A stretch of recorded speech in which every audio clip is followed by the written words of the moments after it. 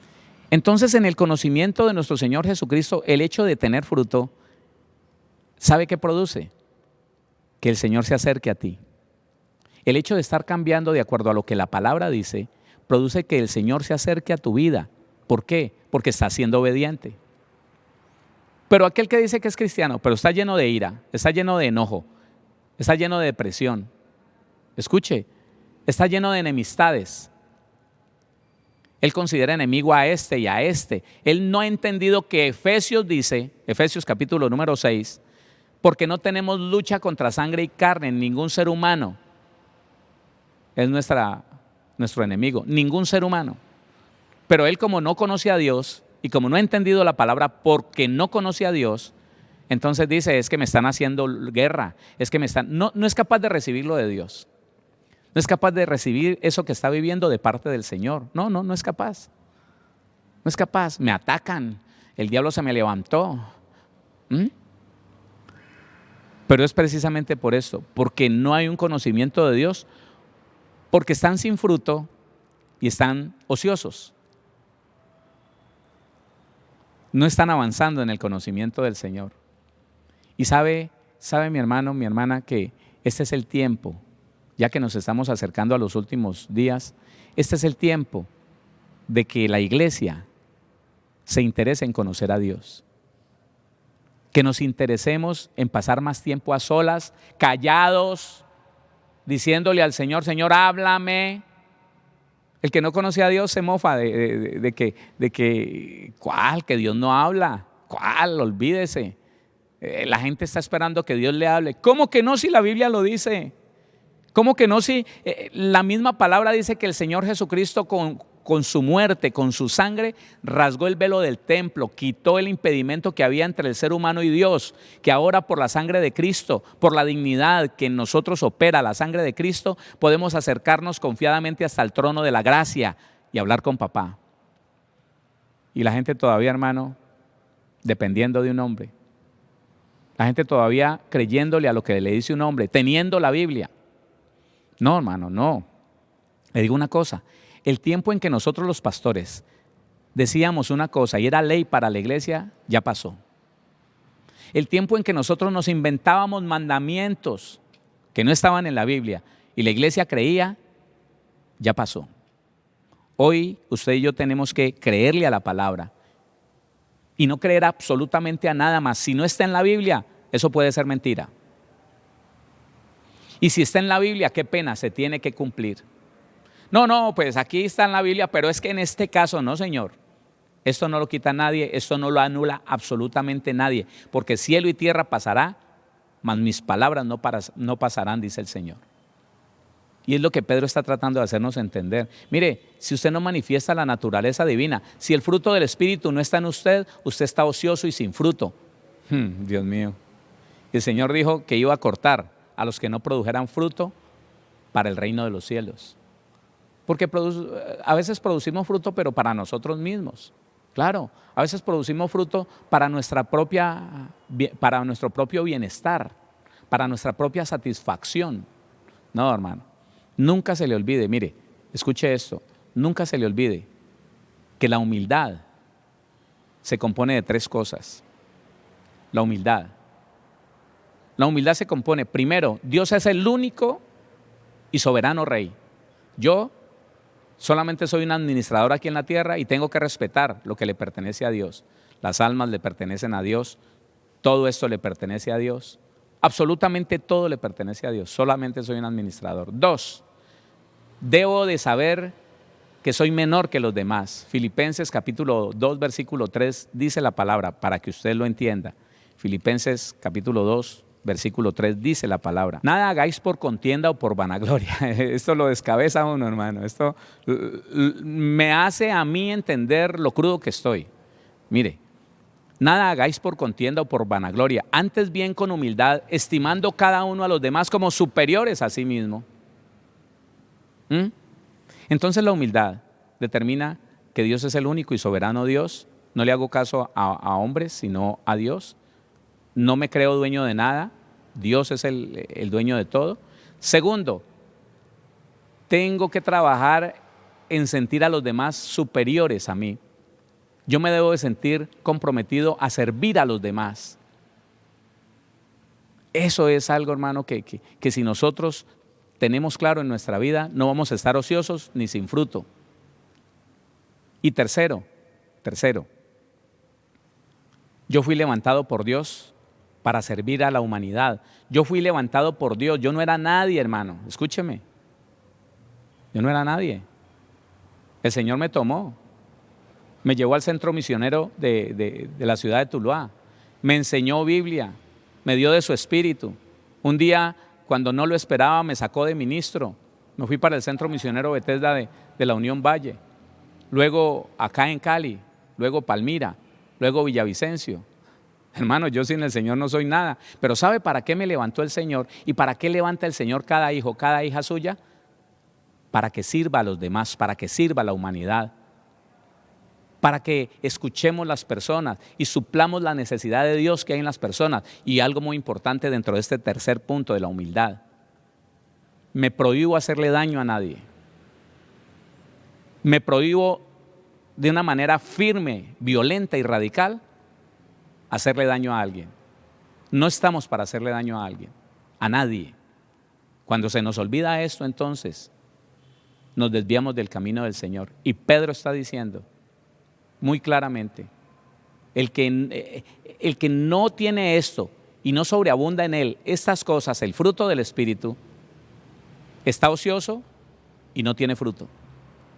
No diga que es cristiano, será un religioso, conoce versículos bíblicos, pero no puede vivir esos versículos bíblicos porque no da fruto, porque no camina en la obediencia al Señor. Ha hecho lo que quiere, ha vivido el evangelio como se le antoja y no como lo dice el Señor. Doloroso eso, hermano, porque eso nos pega a todos nosotros.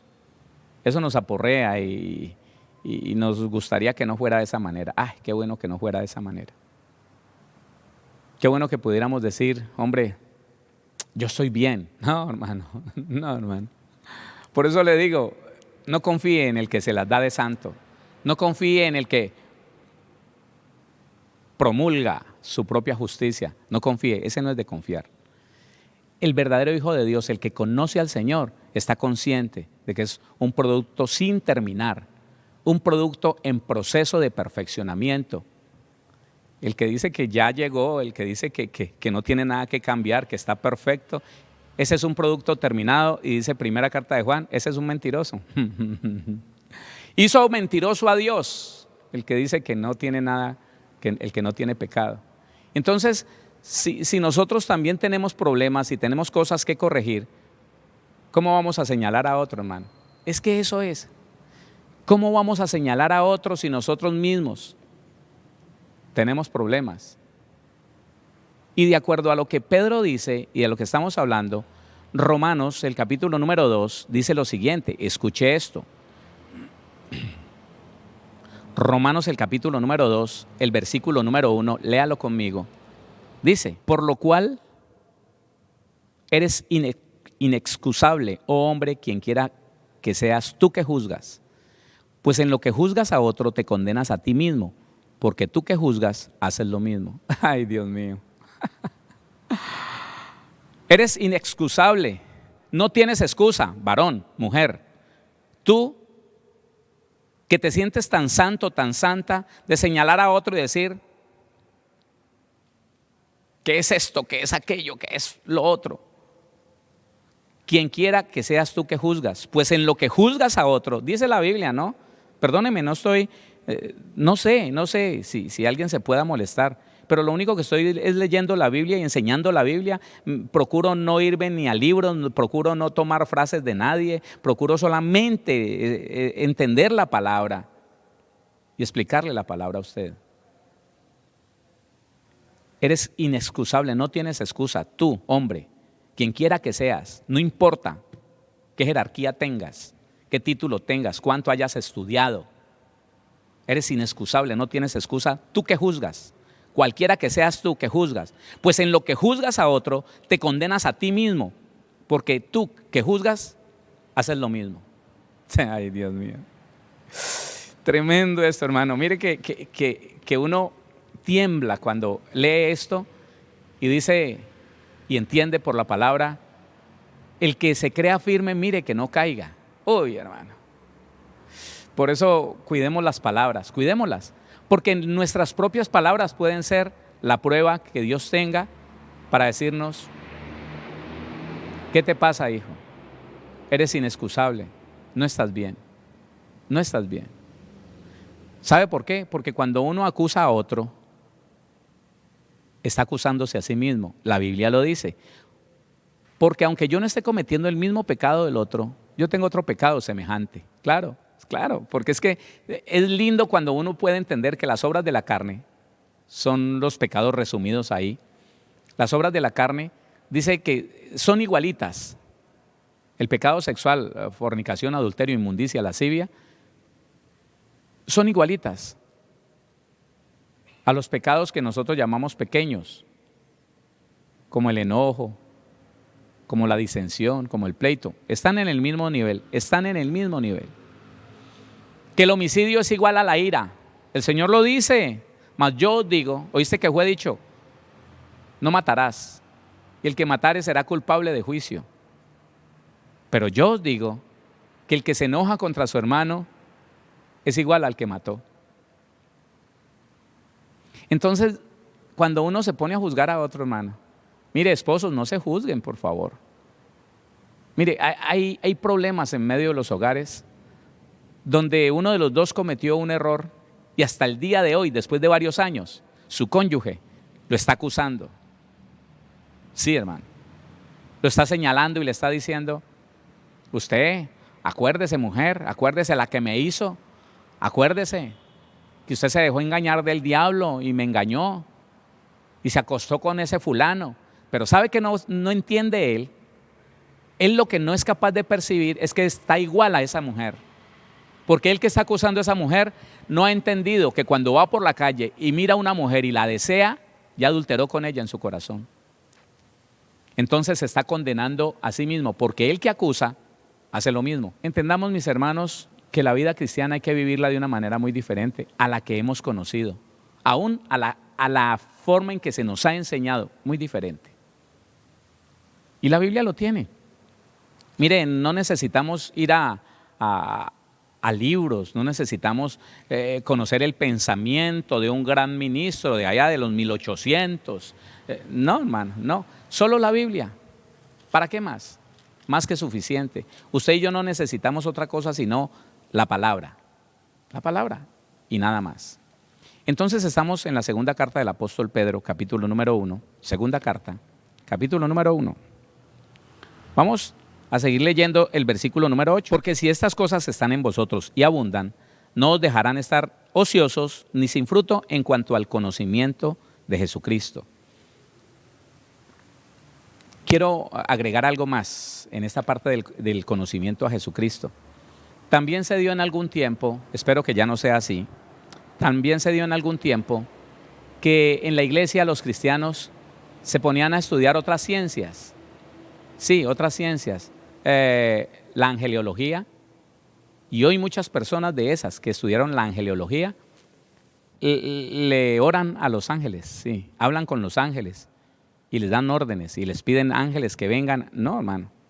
Hay que entender que la Biblia dice que los ángeles están a nuestro servicio, pero Dios los envía cuando Él ve que lo necesitamos. Nosotros no tenemos que orar a ningún ángel, ni pedirle al ángel fulano que venga. No, no, no. Eso es un error. Pero el problema es que vamos y estudiamos ciencias que Dios no nos mandó a estudiar. Otros llegaron a la vida cristiana y en vez de conocer al Señor Jesucristo, como les dijeron que Él no habla y que es ahí lo que está en la Biblia, entonces otros empezaron a estudiar la ciencia llamada demonología, que son los ángeles caídos, que está muy conectada allí. Y en la demonología aprendieron a tenerle miedo al diablo, a conocer dizque los nombres de los demonios, cuando la Biblia dice que ellos tienen un nombre genérico que es espíritus engañadores. Ellos engañan porque son hijos del padre de mentira. Eso es lo que dice la Biblia. Entonces, conociendo la demonología, conocen más al diablo que a Dios. Claro, lo conocen más, profundizaron más en el conocimiento. Dice que conocimiento. ¿De dónde vino ese conocimiento? ¿De la Biblia? No. Escúcheme algo. Si usted estudia libros que le quieran hacer entender cosas que dice la Biblia, pero que la Biblia no dice, está en peligro. Está en peligro porque el Señor en el capítulo 2 de Apocalipsis dice que a Él no le agrada aquella ciencia que los hombres llaman las profundidades de Satanás. A Él no le gusta.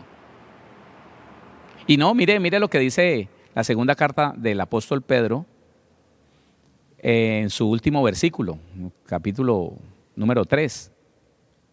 Desde el versículo 17 y 18, que son los dos últimos versículos, mire lo que dice Pedro. Así que vosotros, oh amados, sabiéndolo de antemano, guardaos, no sea que arrastrados por el error, lo que le está pasando a muchos cristianos, no sea que arrastrados por el error de los inicuos, caigáis de vuestra firmeza. Antes bien, creced en la gracia y en el conocimiento de nuestro Señor y Salvador Jesucristo. A Él sea gloria ahora y hasta el día de la eternidad. Amén. Entonces, démonos cuenta que si hay algo bien importante, mire, se lo resumo de esta manera, se lo resumo así. Cuando usted vea una prédica, note, si en esa prédica usted está recibiendo principios bíblicos, no de un hombre, y a través de esos principios bíblicos usted crece en el conocimiento de Dios, de nuestro Señor Jesucristo, y en el entendimiento del propósito de Él en mi vida, usted está bien. Hágale. Esa enseñanza, esa prédica, lo va a edificar a usted, lo va a fortalecer, lo va a hacer crecer en el conocimiento de Dios. No se crece en el espíritu, hermano. Pastor, ore por mí por crecimiento espiritual, mijito. Si usted no come palabra y no se mete en comunión con Dios, no va a crecer. ¿Cuándo ha visto que uno tenga que orar por el crecimiento de un niño? Padre, que esos huesos crezcan ahora, Señor. Padre, estírale esos huesos. No, hermano, eso dele comida. Cuídelo, aseo, higiene, amor, cariño, afecto. Él crece naturalmente. Pero sí tenemos que crecer en el conocimiento de nuestro Padre, de nuestro Señor Jesucristo. ¿Cuál es la vida eterna? Dice Juan, capítulo número 17.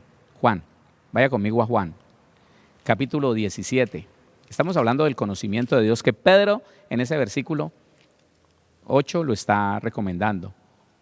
Evangelio de Juan, capítulo 17, versículo número 3. Juan 17, 3. Y esta es la vida eterna. Uy, ¿cuál será la vida eterna? Óigalo, abra los oídos del entendimiento. Y esta es la vida eterna, que te conozcan a ti, el único Dios, que te conozcan. ¿Y acaso conocerlo, hermano, es hablar como un loco y amén? No, conocerlo es leer la Biblia y encerrarse y a solas decirle, Señor, he leído de ti esto, ¿es verdad? Enséñamelo, explícamelo. Si la Biblia dice, hermano, que ya nadie nos enseñaría porque lo conoceríamos, ¿qué le ha pasado a la iglesia que no lo conoce? Pues no nos enseñaron, es sencillo. Nadie nos enseñó a buscar conocer a Dios, nadie nos enseñó a buscar tener comunión con Dios. Y esta es la vida eterna, hermano. Si usted no conoce a Dios, por más que haya leído la Biblia, si no sabe, si todavía tiene un reclamo en el corazón, es porque no conoce a Dios. Si usted todavía no entiende por qué se le murió el hijo, por qué se le murió la esposa, por qué no le van bien los negocios, y si usted tiene alguna percepción de injusticia con relación a Dios, usted no lo conoce, no lo entiende. Y cristianos con reclamos en el corazón hay muchos.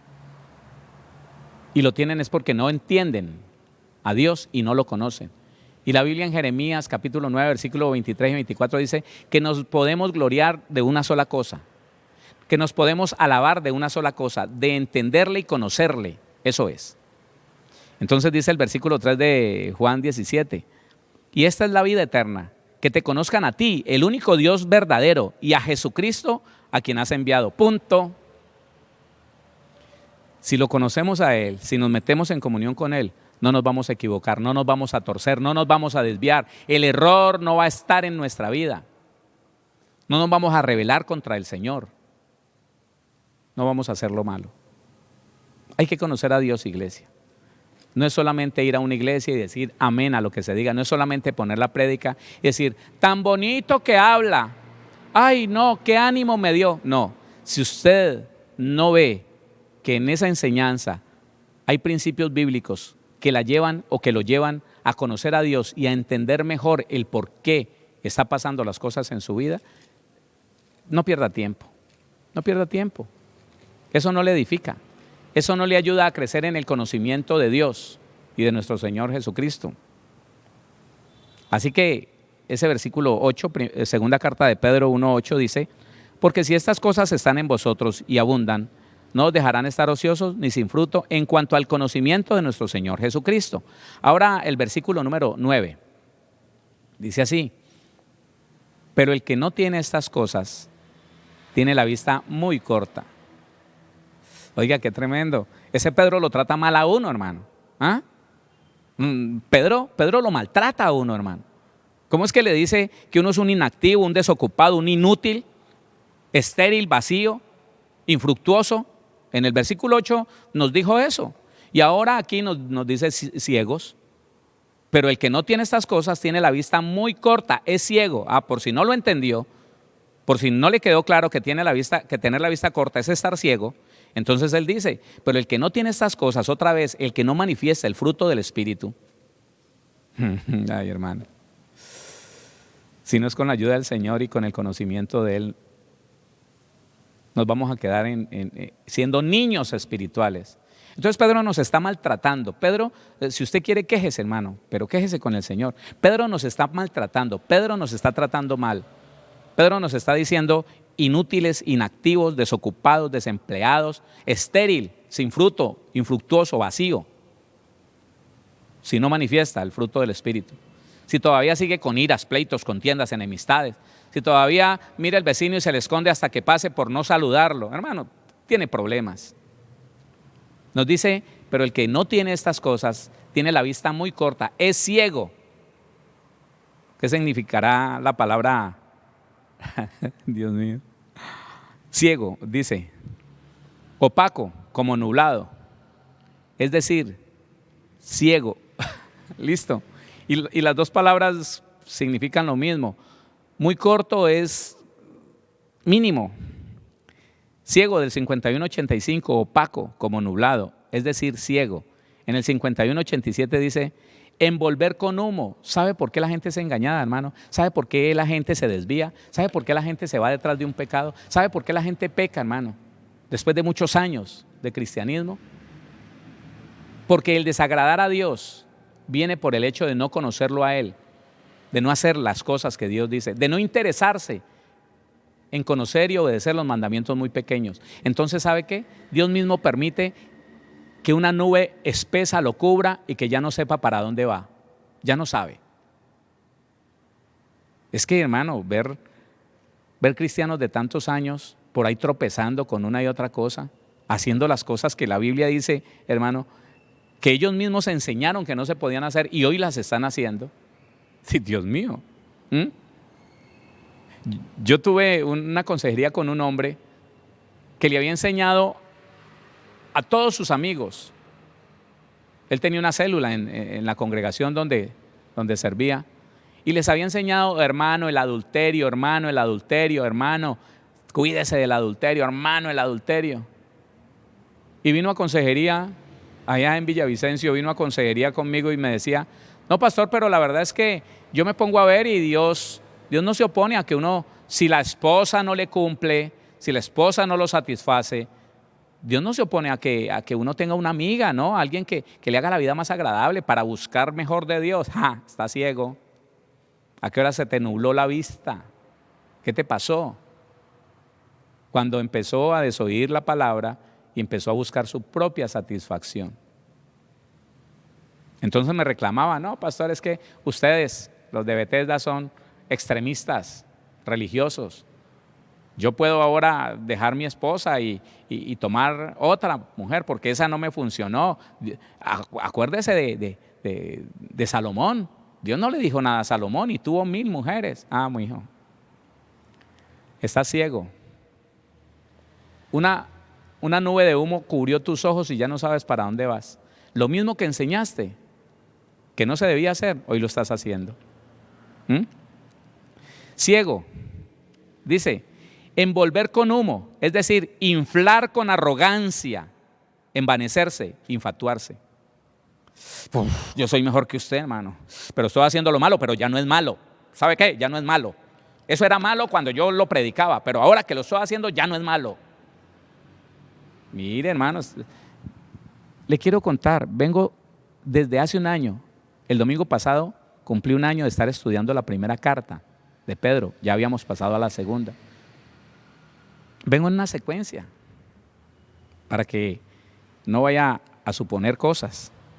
Entonces dice 5187, usted puede ir a la concordancia Strong, lo que significa ciego, 5187, envolver con humo, es decir, inflar con arrogancia, envanecerse, infatuarse. Que el Señor nos guarde, que después de haber entendido la palabra, hagamos lo que un día dijimos que no debíamos hacer.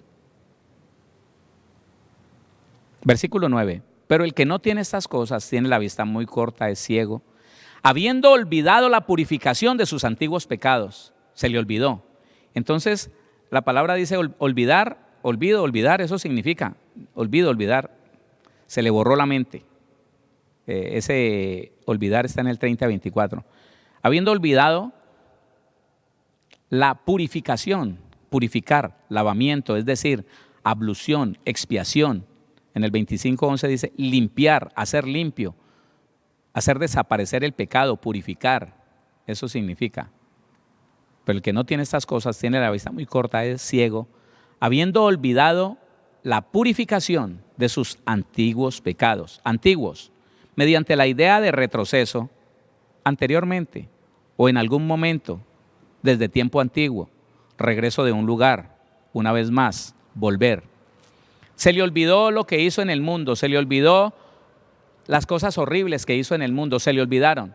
Se le olvidó que ya le fueron perdonados y volvió a hacer lo mismo. El que está ciego lo envuelve una nube y aquello que un día dejó de hacer, llamado pecado, lo volvió a hacer. Lo volvió a hacer. Mire, póngale cuidado. Antiguos, mediante la idea de retroceso anteriormente o en algún momento desde tiempo antiguo, regreso de un lugar, una vez más, volver. Antiguos pecados, la palabra pecado entonces significa errar en el blanco y así no participar del premio. El que erra en el blanco no participa en el premio. Es decir, errar, pecar, cometer pecado, practicar el pecado. Vamos a ver si hay algún otro significado porque son varios de la palabra pecado. No, allí. Entonces, analicemos esto.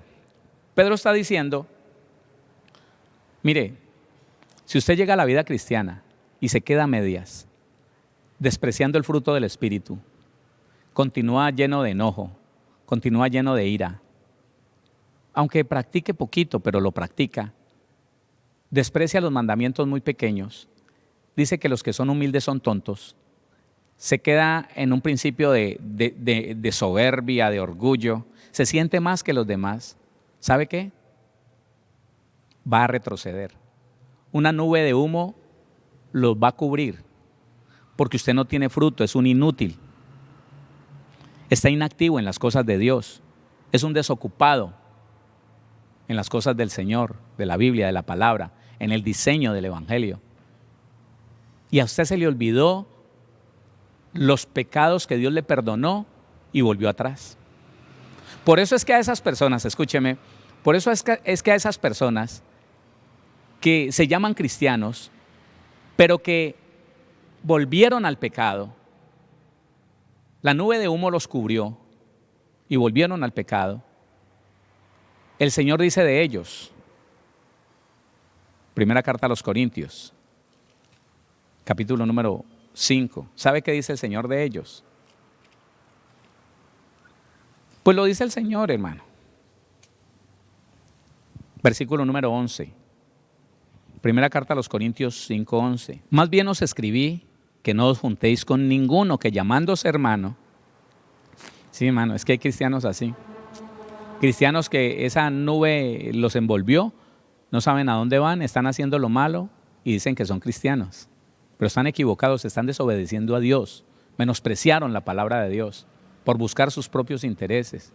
Les gusta a la vecina, les gusta el dinero, les gusta lo que sea. Dice, más bien os escribí que no os juntéis con ninguno que, llamándose hermano, fuere fornicario o avaro. Avaro es el que se queda con lo que es de otro. Avaro o idólatra. ¿Sabe quién es un idólatra? Aquel que participa de celebraciones del mundo, Navidades, Día de la Madre, Día del Padre. Ese es un idólatra. Ese está participando de la idolatría. Halloween y todo eso. Que hay cristianos que participan de la idolatría por montones, hermano, por montones. Y el Señor dice, Él se llama hermano y hace eso, no se junte con Él. Léalo, por favor.